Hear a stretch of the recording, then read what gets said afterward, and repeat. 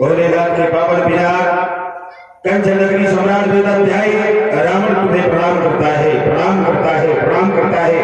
अब बैठे सभी सभासदों एक बार बड़ी जोर से जयकारा घोष करो, बोल शंकर भगवान की। मजा नहीं आया, एक बार फिर से हो जाए, क्योंकि यहाँ तो पूरी गर्मी होनी चाहिए। बोल शंकर भगवान की जय। सावधान, धनुष महोत्सव समाप्त। राजा जनक के द्वारा अन्याय किया जा रहा है, अन्याय का ठेकेदार अन्याय को करने में पाबंदी लगाता है, धनुष का खंडन नहीं होगा। देख रहा था देश के साल भर के राजा महबार उधारे हुए थे, बड़ी ही शांति थी, लेकिन लंका के सम्राट राजा रावण का आगमन हुआ और आगमन होते ही इसके द्वारा घोषणा कर दी गई कि सीता स्वयंवर समाप्त हो गया। सीता स्वयंवर समाप्त हो गया क्योंकि यह अधर्म हो रहा है, कोई भी धनुष खंडन करने की चेष्टा नहीं करी। होना ही समझता था, चलकर मिलना चाहिए। वेदाध्यायी कुलभूषण कंचन नगरी सम्राट श्री रावण जी, जय जय भगवान शंकर की जय। कैलाशपति कहे बाण कैसे आगमन हुआ? आगमन हमारा हुआ है, जिस कारण हुआ है शायद आप भी जानते हो, क्योंकि यहाँ पर एक स्वयंवर चल रहा है। जैसे सभी का आगमन हुआ है। इधर पहली बात तो सुनो भैया, इतना कर दो कि इन लोगों को सुनाई दे। अब उन लोगों को नहीं सुनाना जो रवैया को छोड़ के रजैया में चले गए। ये जितने बैठे हैं हमारे लिए पर्याप्त है, अब सीटी बीटी न मारने पाए। तुमने क्या कहा कि आप तो जान ही गए होंगे कि हमारा आगमन यहाँ क्यों हुआ है। हम तो सब कुछ जानते हैं, लेकिन तुम क्यों आए हो बताने में कोई परेशानी? और बहुवी गलती रखना ज्यादा अच्छा रहेगा। यहाँ पर राजा जनक ने अपनी सीता का स्वयंवर रखा है और राजा जनक है हमारे गुरुबंधु गुरु भाई, और जब एक गुरु भाई की पुत्री का स्वयंवर हो रहा है, हमारा आगमन यहाँ केवल सहयोग की भावना से हुआ है, लेकिन आपकी गौरवमयी प्रस्तुति हमें भी बहुत अच्छी लगी। जब यहाँ पर आप आए हमें बड़ा अच्छा लगा देखकर, देखने की इच्छा थी, आज देख भी लिया, लेकिन जैसे ही तुम्हारे शब्दों को सुना, आपके शब्द उचित नहीं थे, क्योंकि गुरुबंधु गुरु भाई राजा जनक आपका भी है। यहां मैं सहयोग की भावना से आया हूं, लेकिन आपने आते ही एक घोषणा कर दी कि यहां पर अनुचित हो रहा है, यदि धनुष का खंडन करवाया जा रहा है। श्री रावण जी, मैं जानना चाहता हूं कि धनुष का खंडन यदि हो रहा है उसमें अनुचित क्या है? देखिए, पहली चीज तो आप बोलते बहुत हो, कम बोलना सीखिए। मैंने आपसे क्या कहा कि आप मिथिला में आए हो, कहो बाण कैसे आए। आपने कहा कि राजा जनक की पुत्री सीता है। सीता राजा जनक की नहीं है, राजा जनक सीता का ठेकेदार नहीं है। जगदम्बा जानव जी सीता जो जगत की मां है, जनक ठेकेदार नहीं है। तो जो जगत की है उस पर एक का अधिकार कैसे रावण की खोना सके? और सुनने के लिए कलेजा रखते तो सुनो, सीता जगत की है तो सीता पर जगत निर्णय लेगा, सीता जगत का निर्णय लेगी। राजा जनक कौन होता है? सोई पुरारी को दंड कठोरा, राज समाज आज जय तोरा, त्रिभुवन से समेत वेदे ही विनय विचार परम भक्ति। कौन हो राजा जनक? तुम। रावण का ये विरोध है, धनुष का खंडन नहीं होगा। सर्वप्रथम तो तेज बोलने से केवल आपकी झूठे बातें सच नहीं हो जाएंगी। ये बात सत्य है जो तुमने बताया कि जग जननी जानिए जी सीता, बिल्कुल सत्य है। जगजननी नहीं, जगदम्बा, जगत की माँ, जगत की अम्मा। और जननी किसको कहते हैं? जननी को भी तो माँ कहा गया है। नहीं, बस यही गड़बड़ी है। जननी का भी एक अर्थ होता है। इधर सुनो, जननी है तो गलत नहीं है। जननी और जगदम्बा में बहुत बड़ा अंतर है। जननी किसी एक की हो सकती है, जगदम्बा सबकी होती है, यही अंतर है एक वचन और बहुवचन में। तो समझने की कोशिश करो बात, मैं बहकाने वाली बातें नहीं करता हूँ। मेरी सीधी घोषणा है कि जगत की है अगर सीता, तो अकेले राजा निर्णय क्यों कर रहा है? किसने दिया आदेश से अपनी मनमानी कर रहा है? रावण की पहली बात आप शांति से सुनिए, चिल्लाने से काम नहीं चलेगा। अच्छा, हम चिल्ला रहे हैं। बिल्कुल भाई, जब तक कान में ना आए नहीं होता। तुम चिल्ला रहे हो, राजा जनक अकेले काहे कर रहा था, या मुझे संसार आएगा क्या? भाई प्राय सब लोग जानते हैं सीता प्राप्त किसको हुई? किसको हुई सीता प्राप्त? राजा जनक को हुई। सीता चाहे जो भी हो, जगत की माँ हो, जगदम्बा हो, अपनी जगह सब सच है, लेकिन प्राप्त किसको हुई? पिता किसको माना जाएगा? राजा जनक को माना जाएगा। और जब राजा जनक को पिता माना गया है, राजा जनक पिता है, उसका पालन करता पिता है, तो उसका विवाह करने का तब किसका बनता है? राजा जनक का। वही राजा जनक कर रहा है। बिल्कुल बढ़िया गए हो। अरे कुछ सोच समझ के बोला जाता है। सीता प्राप्त हुई है राजा जनक को, वो जगत की माता है, जगदम्बा है, अपनी जगह है, लेकिन जब पुत्री रूप में स्वीकार उसको प्राप्त हुई है, उसका लालच पालन किया है। एक इसी बात को तुम सीधे कह सकते थे कि राजा जनक सीता का पिता है। क्या कह रहा था? देखो, अपनी बात से भागा मत करो। हम बहुत सात्विक और सावधानी वाली बात करते हैं। इस बात को तुम थोड़े में कह सकते थे। मैंने आपसे क्या कहा? राजा जनक कौन है? सीता पर निर्णय लेने वाला। आपका उत्तर है राजा जनक सीता का पिता है। राजा जनक को सीता प्राप्त हुई है, ठीक मान लिया हमने। लेकिन राजा जनक को सीता प्राप्त हो गई, लेकिन राजा जनक ने जो घोषणा रखी वो फिर एक पिता की घोषणा नहीं हो सकती। भाई तुम वही चाहते हो जो करते रहे हो, जो करते रहे हो चाहते वही होगी। जितना हम कहेंगे उतना बोलो, और जब कहेंगे चुप तो चुप। रावण आवत सुरत सकोहा, देवर तजो मेर गिर पोहा। ऐसा इनका प्रभाव रहा है। लेकिन यहाँ आज देखकर ऐसा लग रहा है कि इनका वर्चस्व ही कम हो रहा है, क्योंकि मिथिला में वो सब है जो इनको देखकर भाग जाते थे। देव तनुज धरि मनोज शरीरा, और आज तुमको देखकर एक मक्खी तक नहीं उड़ रही। इसका कुछ ना कुछ कारण है। तो वो ये तुम्हारे वो प्रभाव भी लगेगा। ऐसा हमने कभी कुछ नहीं कहा। अगर मेरा प्रभाव नहीं होता तो मैं यहां नहीं होता, ठीक। अब मेरी चर्चाएं तुम ना करो तो ज्यादा ही अच्छा है, क्योंकि हमको समझना बहुत कठिन है। जिसने पैदा किया वही नहीं समझा। पुण्य किए थे पापी बना दिया। प्रताप भानु था, यज्ञ करता था, भजन करता था, पापी कूप था। जो एक बार लिखा तो सहस्त्र बार किया, और परिणाम क्या मिला? घोषणा भी हुई। बेबहुश्राप विचार न दीना, नहीं अपराध भूप गजकीना। तो जीवन में कुछ भी करो, आत्मसंतोष ही सबसे बड़ा धन है। तुम घोषणा तो कर रहे हो, तो मुझे कोई परेशानी नहीं है। तुमने मेरी बात को समझा नहीं। तुमने एक बात और लगा दी इसमें कि तुम सदैव यही करते आओ कि जितना कहो उतना बोलो। पहली बात तो ये प्रतिबंध हमारे जीवन में कभी नहीं रहा। हम सामने वाले को स्वतंत्र रखते हैं। मैंने बात रखी कि धनुष पर राजा ने प्रतिज्ञा की है, सीता का उत्तरदायित्व क्या है? तुमने कहा पिता। अब मेरी टिप्पणी सीधी है, मैं बहुत छोटे बोलता हूं। अगर राजा जनक पिता है तो ये घोषणा अनुचित है, क्योंकि ये आर्यावर्त की घोषणा नहीं हो सकती। सोई पुरारी को दंड कठोरा, राज समाज आज जही तोड़ा। त्रिभुवन जय समेत वैदेही बिनहि विचार। किस वर्ण का है, किस रूप का है, किस परिवार का है, क्या इस क्या ये पिता का धर्म है?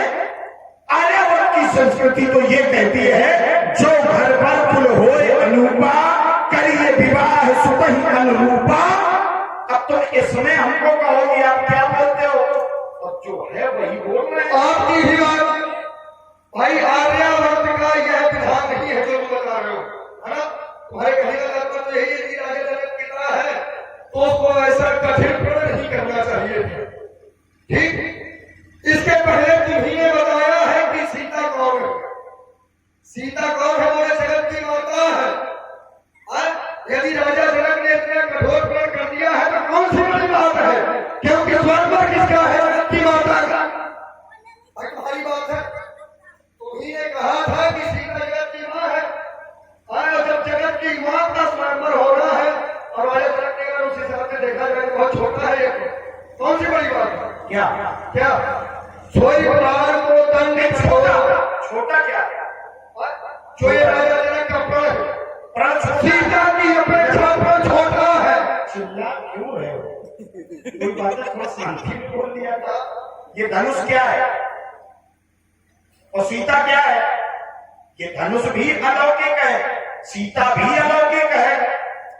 इसमें एक संत के प्राण स्थापित है, ईश्वर अंश जीव अविनाशी, इसलिए ये भी परमात्मा का अंश है।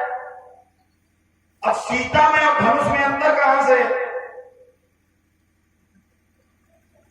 बोलोगे बात? कोई बात नहीं। अरे भाई तो समझ में आए। कौन सी बात है? जब सीता है अलौकिक और धनुष है अलौकिक, तो फिर क्या मानते हैं? तोड़ने वाला कोई खड़िया होगा क्या?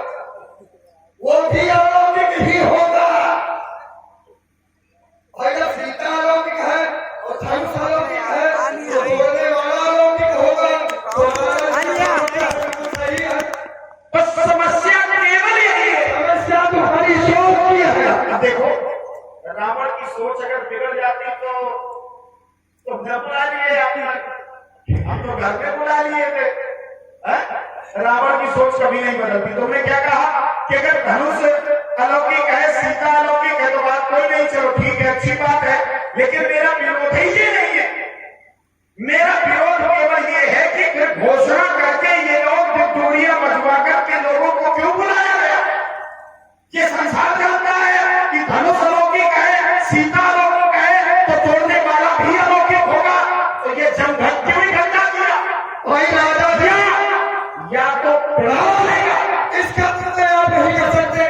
ये राजा जनक का घर है, वो चाहे एक को बुलाए चाहे 100 को बुलाए, आप किसी को ऊपर हस्ताक्षर थोड़ी। भाई तुम्हारा घर है, चाहे रिश्तेदार बुलाओ, चाहे पड़ोसी बुलाओ, उसमें हम थोड़ी बुलाए। देखो इधर इधर इधर इधर ये जबरदस्ती की बात हुई कि नहीं है? शांति भाई शांति। राजा जनक जिसको तो पहली बात बातें सुन नहीं रहे हो। मैंने क्या कहा? इनका अपमान क्यों? भाई उनके अपमान का तुम्हें क्यों अफसोस है, ये बताओ तुम्हें क्यों? तुम तो केवल अपमान करने वाले हो। अब आप तुम्हें बड़े अपमान की चिंता हो रही है। ठीक है, मैंने अगर एक गैया मार दी तो लोगों ने पापी घोषित कर दिया, और ये लोग कितनी रोज मारते हैं तब नहीं कुछ पता चला। कौन मारा? अब रावण पापी है। कौन मारा? हैं? मार कौन दर रहा? बदर इस तरह मौत हो रही है, तुम्हें पता नहीं? तो वो भोगेगी तो भोग रहेगा। मतलब सब ऐसे में देखो संसार का कितना संतोषी व्यक्ति बात देख रहा हूँ। जो जैसा करेगा उसको वैसा भोगना पड़ेगा। तो सत्य है कि नहीं? जो जैसा करेगा उसको भोगना पड़ेगा। चलो एक काम करते हैं, इधर तुमने क्या कहा? जो जस करे सो तस फल चाखा। अब इस बात से न भागना, इस बात से न भागना, क्या ध्यान रखना, समाज से वो समाना। ये कह रहा हूं, तुमने क्या कहा कि व्यक्ति को अपने कर्म से नहीं भागना चाहिए था। मत भोजन सभान सराधा, सब पे जाए करो तुम बाधा, धनुषिया में नहीं होगा। बिल्कुल भरोसे के नहीं होगा। तुम्हारे सब कुछ है कि जहां चलेगा उनका नहीं होगा। तुम्हारे कहने से सुन नहीं होगा। तुम्हारी बात मिथिला में क्या, लंका में ही मान गई तुम्हारे घर में, यहाँ नहीं होगा। भाई आदमी अपना ना बना पाए और दूसरे के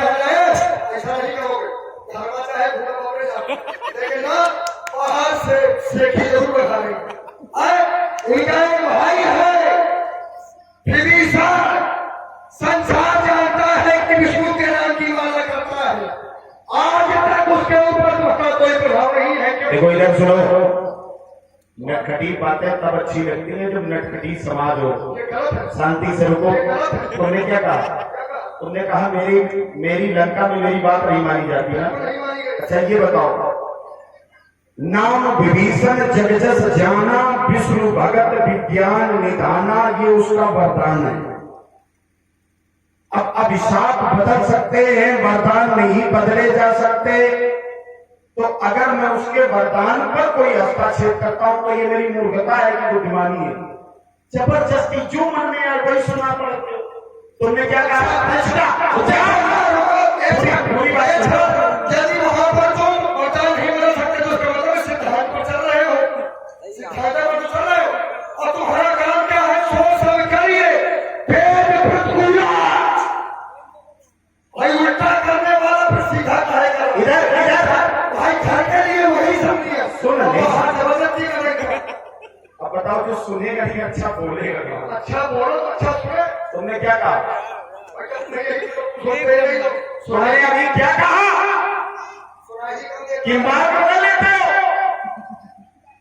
मार्ग नहीं बदला है, मैंने सीधे यहाँ पर कहा कि सीता के स्वयंवर में अभी बताओ क्या हुआ? जबरदस्ती पे भाग रहे हो। पहले वहां से छिपके तो फिर स्वयंवर में गिरे। भाई तो तुम्हारा है ठिकाना, कहाँ जाओगे? भाग भाग के कहीं रुकोगे, फिर स्वयंवर में आ गए। या तो विभीषण की चर्चा करो। भाई भाई घर में नहीं सुनी जा रही तो नहीं सुनी जा रही, तो यहाँ भी कहने के अधिकारी नहीं हो कि नहीं होगा। पटक रहे हो ये लोग हाल रहे हो, अच्छी बात है। दूसरों के घर में जाया जाता है थोड़ी कायदे से, कम से कम लोग कहें कि हाँ आया यार, चलो ठीक था, जैसा भी खाया खा लो ठीक है। वहां तो बिल्कुल कुछ हुआ है भैया। विधवा के हाथ में चूड़ियां पहना दी जाए, क्या शोभा पाएंगी?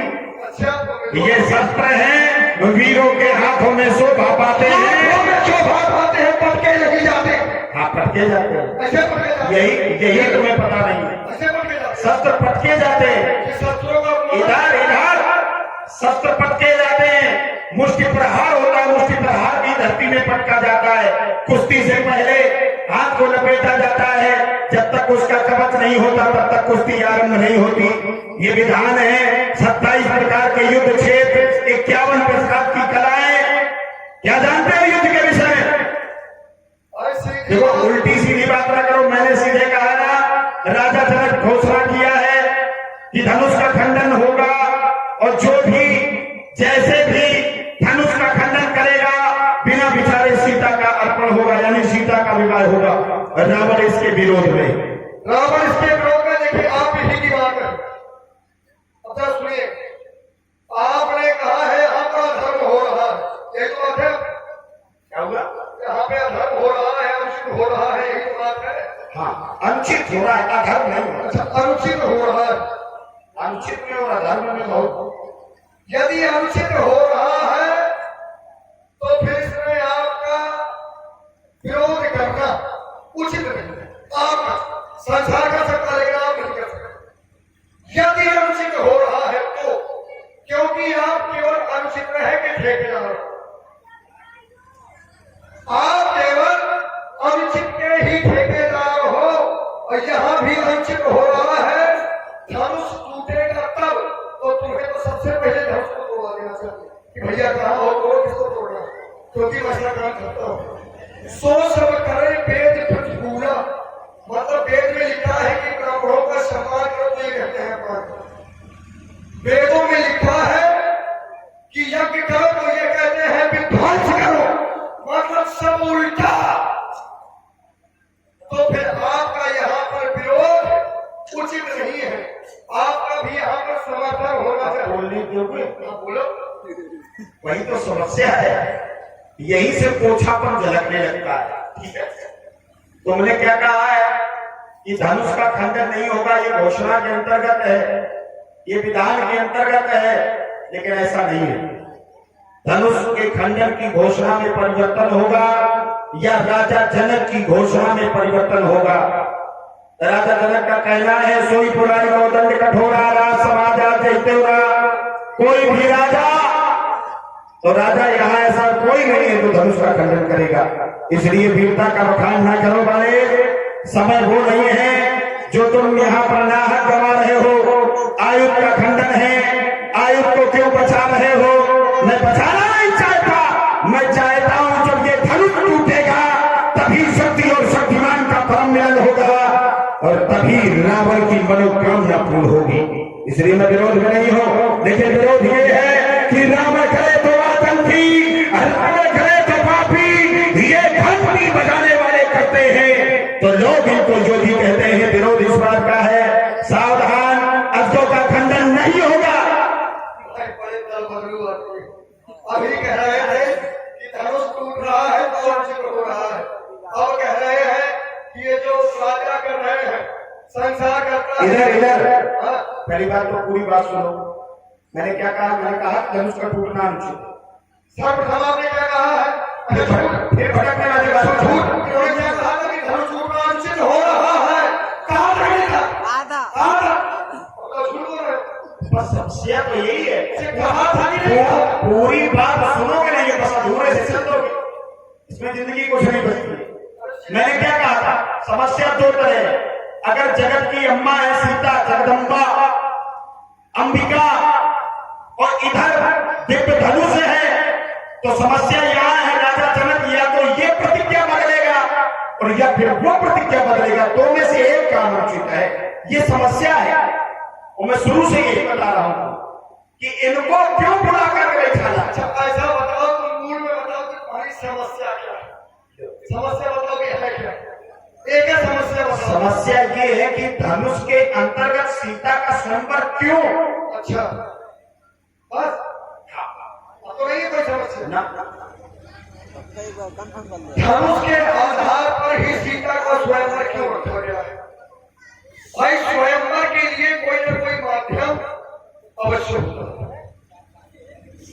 जब एक बार सीता ने इस धनुष को बाएं से उठा लिया, राजा जनक ने यह देखा, उसको यह समाचार ज्ञान हुआ कि एक छोटी सी कन्या ने भगवान शंकर के धनुष को करुई कठोर विदित सबका हुआ ऐसे धनुष को उठा लिया है, तो ये कन्या कितनी बलशाली है, और इसका विवाह है किसके साथ करूं?